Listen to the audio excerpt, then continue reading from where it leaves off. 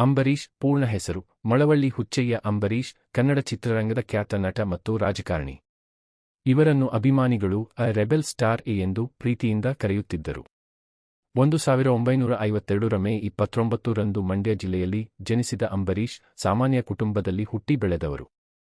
ಬಾಲ್ಯದಿಂದಲೇ ಅವರಿಗೆ ಅಭಿನಯದ ಮೇಲೆ ಅಪಾರ ಆಸಕ್ತಿಯಿತ್ತು. ಈ ಆಸಕ್ತಿಯೇ ಅವರನ್ನು ಕನ್ನಡ ಚಿತ್ರರಂಗದತ್ತ ಕರೆದೊಯ್ದಿತು.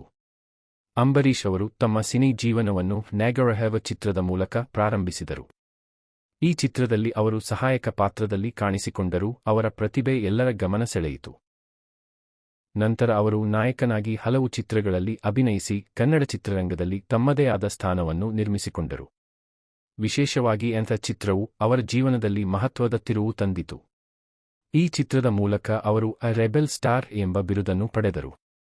ಅಂಬರೀಷ್ ಅವರು ನೂರಾರು ಸಿನಿಮಾಗಳಲ್ಲಿ ಅಭಿನಯಿಸಿದ್ದು ಅವರ ಶೈಲಿ, ಡೈಲಾಗ್ ಡೆಲಿವರಿ ಮತ್ತು ವ್ಯಕ್ತಿತ್ವದಿಂದ ಅವರು ಜನಮನ ಗೆದ್ದರು.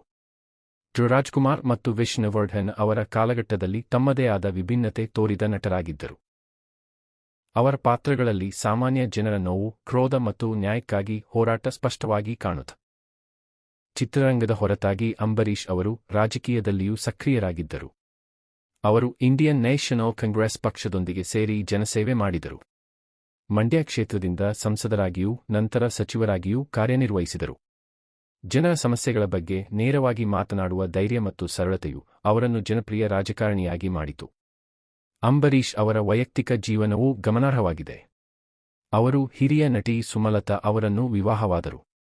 ಇವರ ದಂಪತಿಗೆ ಅಭಿಷೇಕ್ ಎಂಬ ಪುತ್ರನಿದ್ದಾರೆ. ಕುಟುಂಬದ ಜೊತೆಗೆ ಸಮಯ ಕಳೆಯುವುದನ್ನು ಅವರು ಬಹಳ ಇಷ್ಟಪಡುತ್ತಿದ್ದರು.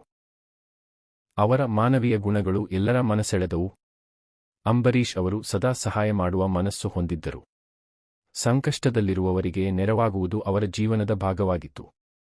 ಚಿತ್ರರಂಗದ ಹಲವರು ಅವರನ್ನು ಸ್ನೇಹಪರ ಮತ್ತು ಉದಾರ ವ್ಯಕ್ತಿಯಾಗಿ ನೆನಪಿಸುತ್ತಾರೆ. 2018ರ ನವೆಂಬರ್ 24ರಂದು ಅಂಬರೀಷ್ ಅವರು ನಿಧನರಾದರು. ಅವರ ಅಗಲಿಕೆಯಿಂದ ಕನ್ನಡ ಚಿತ್ರರಂಗ ಮತ್ತು ರಾಜಕೀಯ ಕ್ಷೇತ್ರ ಎರಡಕ್ಕೂ ದೊಡ್ಡ ನಷ್ಟವಾಯಿತು. ಅವರ ಅಂತ್ಯಕ್ರಿಯೆಯಲ್ಲಿ ಸಾವಿರಾರು ಅಭಿಮಾನಿಗಳು ಭಾಗವಹಿಸಿ ತಮ್ಮ ಪ್ರೀತಿಯ ನಟನಿಗೆ ಅಂತಿಮ ನಮನ ಸಲ್ಲಿಸಿದರು. ಒಟ್ಟಿನಲ್ಲಿ ಅಂಬರೀಷ್ ಅವರು ಕನ್ನಡ ಚಿತ್ರರಂಗದ ಒಂದು ಯುಗಪ್ರವರ್ತಕ ನಟರಾಗಿದ್ದು ಜನಮನಗಳಲ್ಲಿ ಸದಾ ಜೀವಂತವಾಗಿರುವ ವ್ಯಕ್ತಿ. ಅವರ ಸಿನಿಮಾಗಳು, ಮಾತುಗಳು ಮತ್ತು ಸೇವಾ ಮನೋಭಾವವು ಮುಂದಿನ ಪೀಳಿಗೆಗೆ ಪ್ರೇರಣೆಯಾಗಿವೆ. ರೆಬೆಲ್ ಸ್ಟಾರ್ ಎಂಬ ಹೆಸರಿನಲ್ಲಿ ಅವರು ಸದಾ ಕನ್ನಡಿಗರ ಹೃದಯಗಳಲ್ಲಿ ಉಳಿಯುತ್ತಾರೆ.